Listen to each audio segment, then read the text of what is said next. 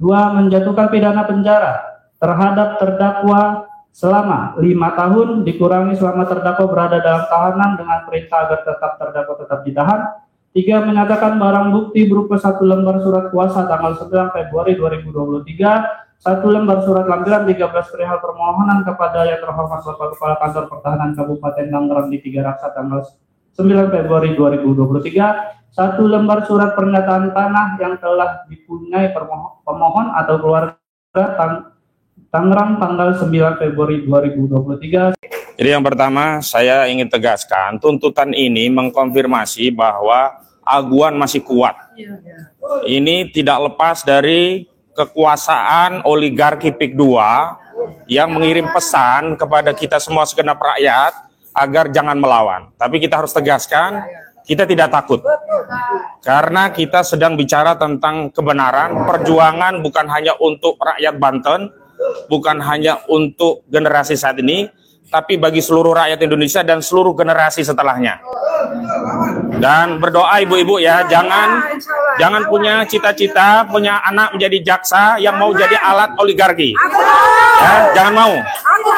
Karena sejatinya persidangan dunia ini akan diadili lagi di akhirat. Dan di akhirat nanti mata, telinga, mulut dikunci. Saya mau tegaskan, ini jaksa tadi dalam dakwaan, dalam tuntutan cheating. Apa itu cheating? Curang. Jadi dia bukan sedang merumuskan fakta persidangan, tapi hanya mengcopy paste BAP, sekaligus mengcopy paste dakwaan, kemudian dirinci berdasarkan apa yang sudah ditulis di BAP. Kenapa demikian? Yang pertama, saya ingin tegaskan.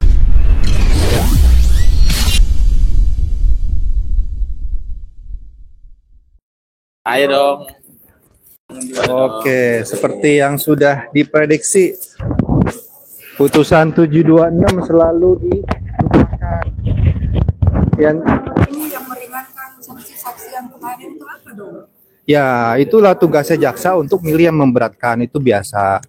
Tapi jangan lupa, selama persidangan ini kita sudah sebut berkali-kali, putusan pidana 596 sudah dikesampingkan oleh putusan perdata 726 tahun 1997 kalau nggak salah.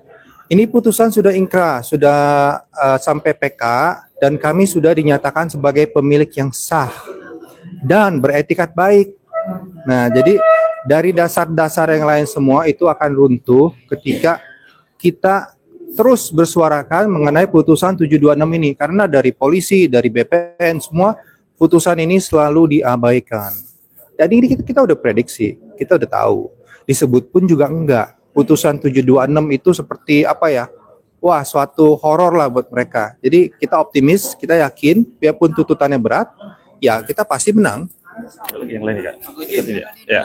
Yang memberatkan yang menarik, yang memberatkan Pak Cari ternyata katanya PT Mandiri Bangun Makmur dirugikan sampai 270 juta. Tapi menurut Sampono sendiri tidak bisa menjelaskan itu dari apa, dan jaksa pun tidak bisa merinci. Baik. Jadi yang pertama saya ingin tegaskan tuntutan ini mengkonfirmasi bahwa aguan masih kuat.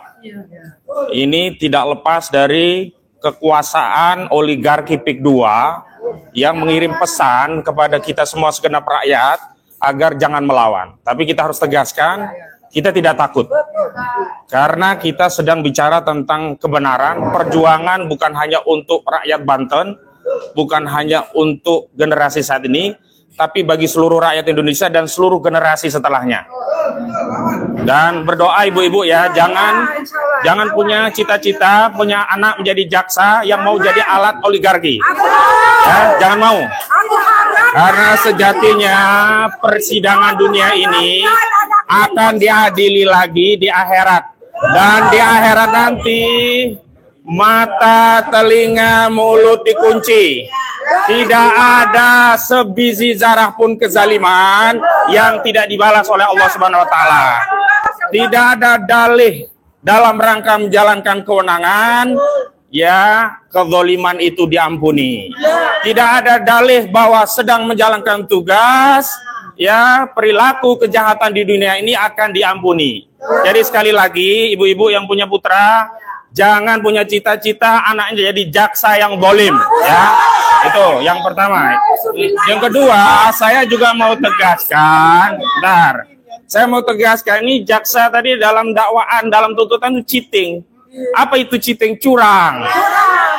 Jadi dia bukan sedang merumuskan fakta persidangan, tapi hanya mengcopy paste BAP sekaligus mengcopy paste dakwaan, kemudian dirinci berdasarkan apa yang sudah ditulis di BAP. Kenapa demikian? Yang pertama, saya ingin tegaskan, jaksa tadi mengutip ahli dari kita, dari terdakwa, ya, Arsin Lukman, Dr. Arsin Lukman dari UI. Katanya, ya, Pak Arsin Lukman menyatakan bahwa Kanwil punya kewenangan untuk membatalkan SHM. Pernyataan ini tidak keliru, tetapi tidak lengkap. Jadi ahli itu tegas menyatakan bahwa proses pembatalan SHM itu bisa terjadi melalui dua kewenangan. Pertama, kewenangan dari institusi yang menerbitkan, dalam hal ini BPN. Tentu yang punya kewenangan adalah Kanwil. Yang kedua, berdasarkan putusan pengadilan. Pengadilan dimaksud adalah putusan pengadilan tata usaha negara. Dan khusus untuk kewenangan institusi yang menerbitkan, itu hanya bisa dilakukan jika ada cacat administratif yang usia SHM-nya itu di bawah 5 tahun. Nah, ini SHM 05 Lemo punya Sumita Chandra yang menjadi ya warisan untuk Pak Charlie Chandra, umurnya udah di atas 30 tahun. Iya. Kenapa Aguan baru ngorek-ngorek sekarang? Iya. Kenapa Agung Sedayu PT MBM baru ngorek-ngorek sekarang? Lalu apa dasar hukum PT MBM membangun properti yang kemudian dijual kepada customer sementara dia tidak punya sertifikat? Terbukti tidak punya satupun alas hak.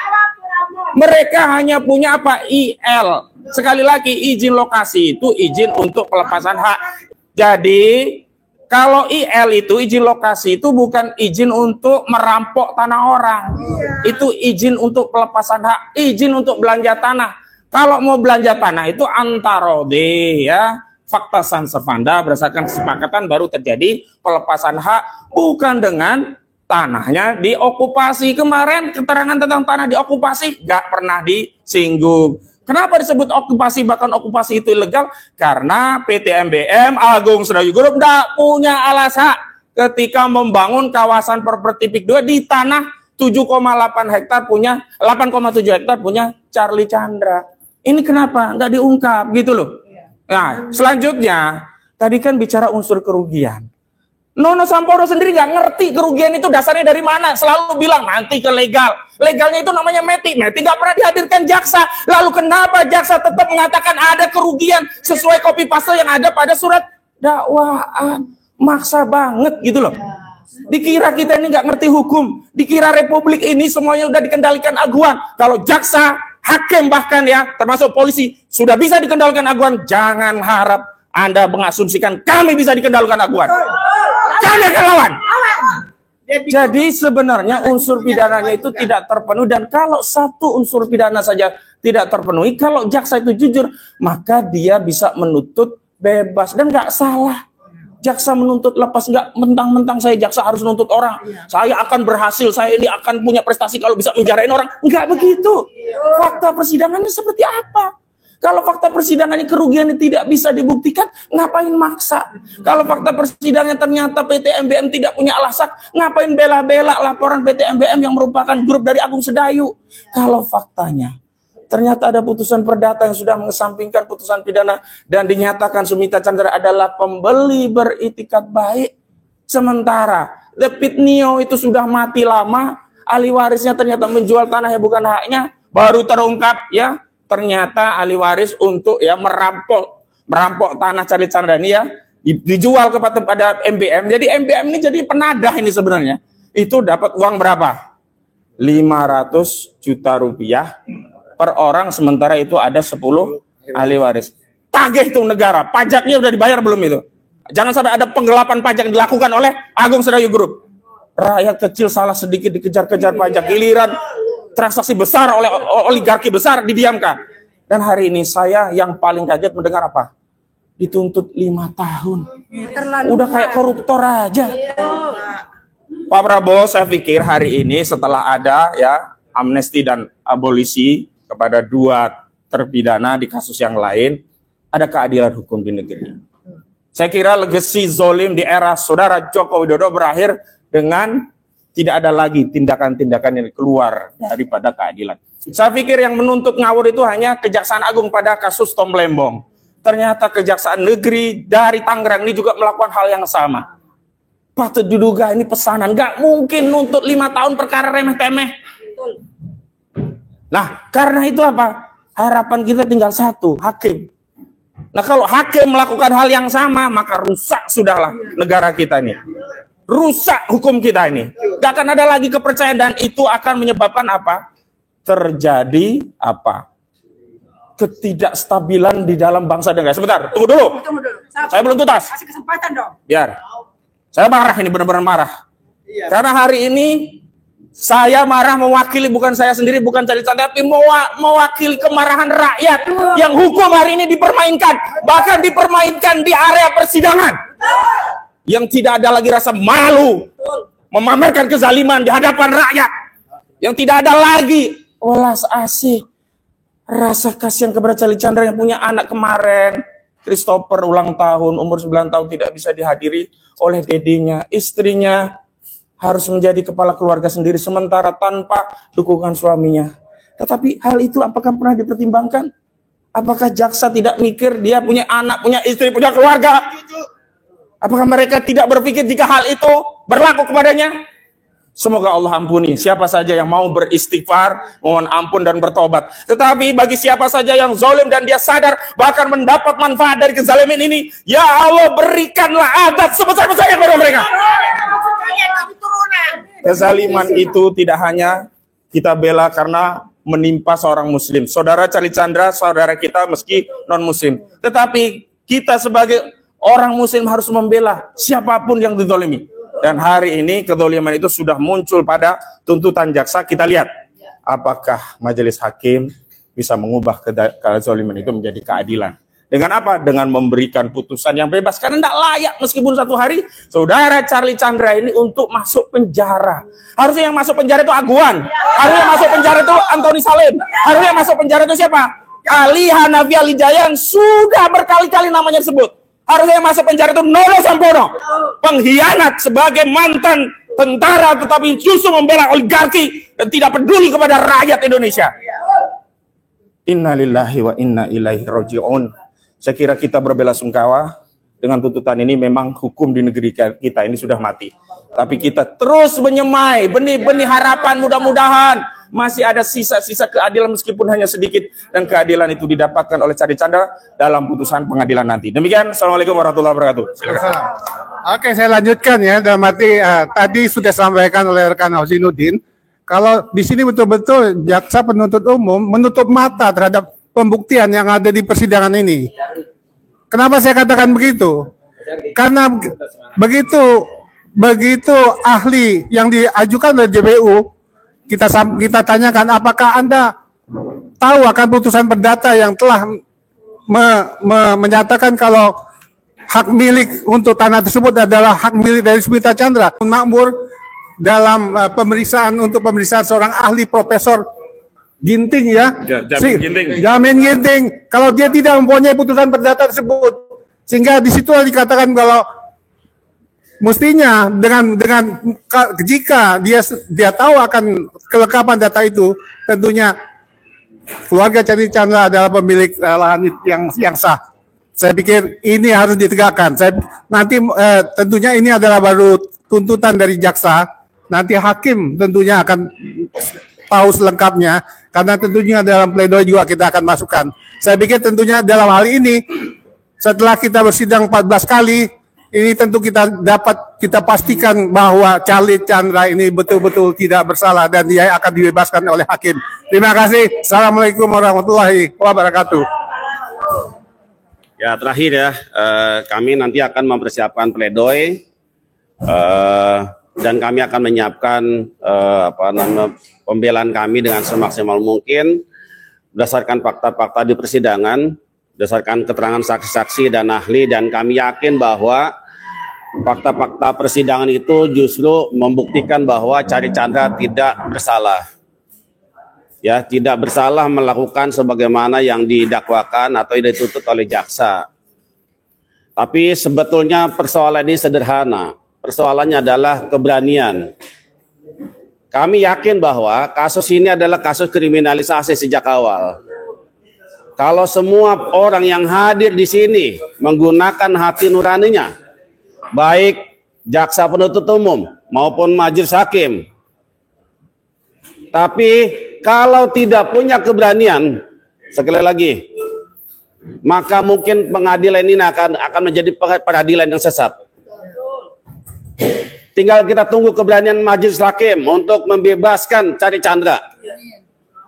Oleh karenanya maka kami minta dukungan semua pihak yang support selalu, yang hadir baik di pengadilan maupun melalui media online, agar hakim diberikan keberanian untuk menjatuhkan putusan bahwa Chandra Chandra tidak terbukti bersalah melakukan tindakan pemalsuan yang sebagaimana yang dituntut oleh jaksa penuntut umum. Hanya itu sajalah kita mohon perlindungan kepada Allah Subhanahu wa taala agar semuanya dibukakan mata batinnya untuk mengungkap kebenaran ini, agar kasus-kasus kriminalisasi oleh pengembang PIK 2 tidak terjadi lagi kepada orang-orang yang lain. Cukuplah kasus ini yang terakhir.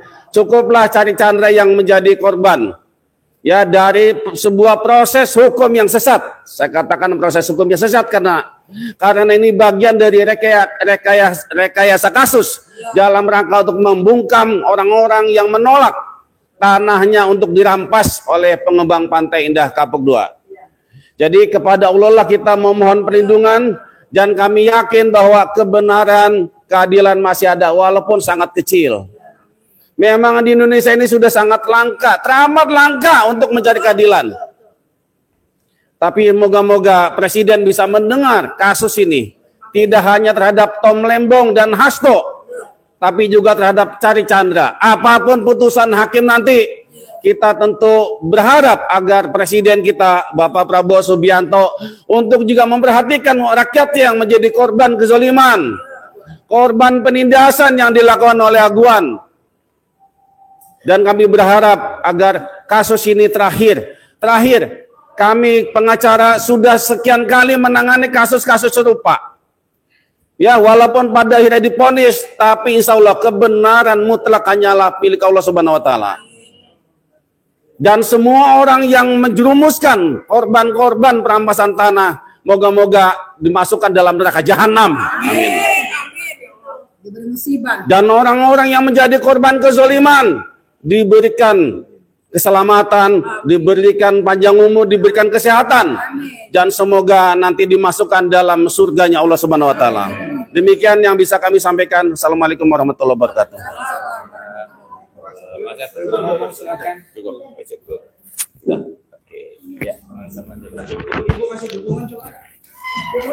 Ya, teman-teman semua, demikianlah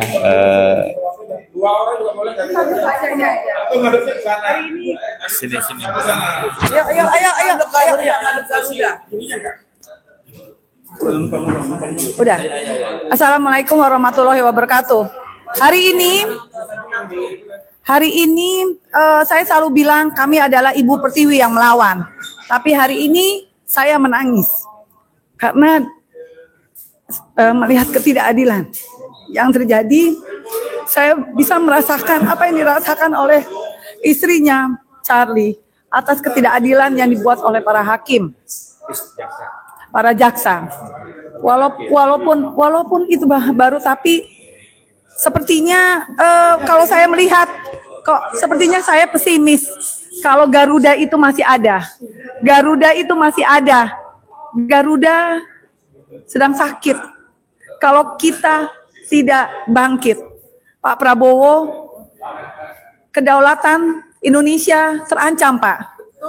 Dengan kalahnya, dengan adanya sedikit ketidakadilan di dalam persoalan Charlie. Charlie itu adalah orang, mungkin salah satu korban. Tapi Pak, banyak ribuan masyarakat Banten yang menjadi korban aguan. Jangan sampai Indonesia kehilangan kepribadian, Pak. karena tanah-tanah mereka diambil oleh aguan, oleh para oligarki yang kemudian mereka membuat rumah, dan rumah itu bukan untuk masyarakat sekitar. Jadi sekali lagi hari ini saya mengakui kami adalah Ibu Pertiwi yang menangis. Tapi kami tetap akan melawan. Dan tolong Pak Prabowo, ini harus butuh perhatian Bapak tentang ini, karena Pak ini kedaulatan Pak, kedaulatan kita Pak, Indonesia Pak. Dan Bapak tahu musuh-musuh itu adalah saudara-saudara kami sendiri. Terima kasih Pak. Wassalamualaikum warahmatullahi wabarakatuh. Assalamualaikum warahmatullahi wabarakatuh. Selamat siang Bapak-Bapak, selamat siang Ibu-Ibu. Terima kasih Pak Husnudin dan Pak Samsir dan kawan-kawan semuanya. Kami sangat kecewa dengan keputusan jaksa hari ini karena mereka memberikan keputusan yang tidak adil. Kami mohon, rakyat Indonesia mohon agar seluruh hakim-hakim di Indonesia, seluruh jaksa-jaksa di Indonesia agar memberikan keadilan yang sebenar-benarnya, sejujur-sejurnya, dan jangan dinodai oleh kezaliman, jangan dinodai oleh ketidakjujuran dan kejahatan. Kami adalah bangsa yang jujur, bangsa yang berdaulat, bangsa yang adil, dan bangsa yang mempunyai rasa kebangsaan yang tinggi terhadap negara ini. Jangan biarkan aguan Antoni Salim dan kawan-kawan merampas negeri ini, menjarah negeri ini. Kami bangga dengan menjadi orang yang berpihak kepada keadilan. Kami bangga menjadi orang yang berpihak kepada orang-orang yang maksudnya yang di garis lurus. Kami mohon sekali lagi, timbangan yang ada di Kejaksaan seluruh Indonesia harus lurus, tidak miring ke kiri, tidak menjatuhkan orang-orang yang tidak bersalah, tidak menzalimi orang-orang yang bersalah. Charlie Chandra, dia tidak bersalah, tolong dibebaskan. Sekali lagi, tolong diubah keputusan yang tidak benar saat ini. Tolong diberikan keadilan yang seadil-adilnya. Jangan biarkan negara ini dihancurkan oleh kezaliman-kezaliman atau dirampas oleh oligarki rakus menjarah negeri ini. Sekali lagi, timbangan yang ada di kejaksaan ini tetaplah tegak.